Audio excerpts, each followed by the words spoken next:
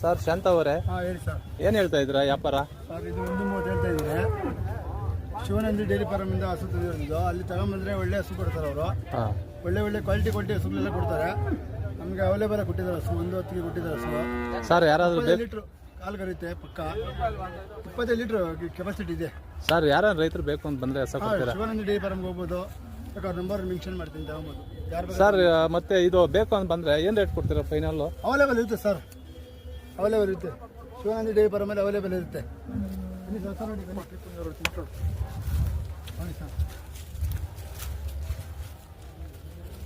Sir ಯಾರಾದರೂ ಬೇಕು ಅಂತ ಬಂದರೆ ಸ್ವಲ್ಪ ಹೆಚ್ಚು ಕಮ್ಮಿ ಮಾಡಿ ಹಸ ಕೊಡಿಸ್ತೀವಿ. ಕಾಂಟ್ಯಾಕ್ಟ್ ನಂಬರ್ ಕೆಳಗಡೆ ಹಾಕಿರ್ತೀವಿ. ಬೇಕು ಅಂತ ಬಂದರೆ ಯಾರನ್ನ ಕಾಲ್ ಮಾಡ್ಬೋದು.